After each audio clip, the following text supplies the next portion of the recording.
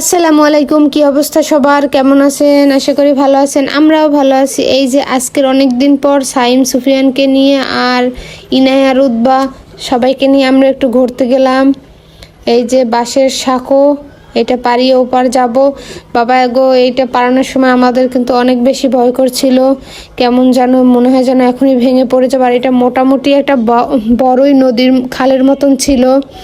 যাই হোক, আমরা সবাই মিলে আল্লাহ আল্লাহ করে পারিয়ে এপারে আসলাম। আসার পরে এই যে আমার সুফিয়ান আর রুতবা দুজনে সুফিয়ানকে কোলে নিতে চাইলেও সে কোলে যাবে না, সে হাঁটবে।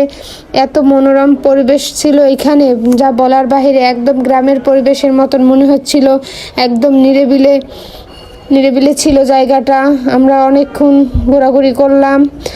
এমনিতেও বাসায় থাকতে থাকতে বাচ্চারা একদম অবস্থা খারাপ হয়ে যায়, আর নিচে নিয়ে গেলেই তো গাড়ি ঘোড়ার শব্দ, গাড়ি ঘোড়া, এজন্য।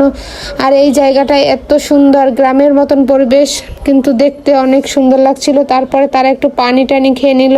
ভাবি আবার পানি নিয়ে গেছিলো, এই যে বাদাম নিয়ে গেছিলাম আমরা। এখন তারা কজন মিলে এই যে দেখুন, এত সুন্দর পরিবেশটা ছিল। তেমন বেশি মানুষ ছিল না, আর এইখানে ওরা সবাই মিলে খেলা করছিল। এই যে দেখুন, একজন আর একজনের কোলে উঠে বসে আছে। এই যে তারা পাহাড় বেয়ে নাকি উপরে উঠতেছিল। এই জায়গাটা কিন্তু অনেক সুন্দর ছিল। তারা এগুলো নাকি পাথর, মনে হয় পাথর না খোয়াও জানি না, ইটের খোয়াও হয়তো বা।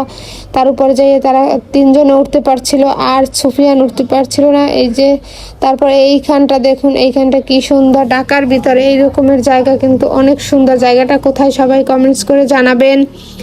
আর এই তো দেখুন কি সুন্দর, একদম গ্রামের পরিবেশের মতন। আমাদের বাসা থেকে মোটামুটি কাছেই ছিল জায়গাটা।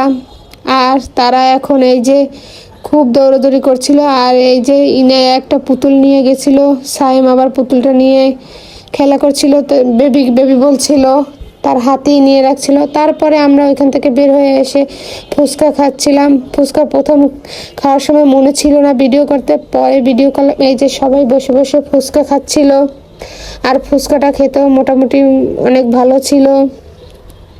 ওরা শুধু ফুচকা আর টক খাচ্ছিল, আর আমরা ফুচকা খাচ্ছিলাম, চটপটি খাচ্ছিলাম। এই যে তারপর সেইখান থেকে বের হয়ে আমরা একটু আড়ঙে আসলাম। আড়ঙে এসে একটু কাপড়, ভাবি ওই সাইডে কাপড় চোপড় দেখছিল, আর এদিকে ছিল খেলনাপাতি। সেইগুলো দেখে তারা তো অনেক খুশি হয়ে গেছিল। মাশাআল্লাহ, তাদের জন্য দোয়া করবেন সবাই।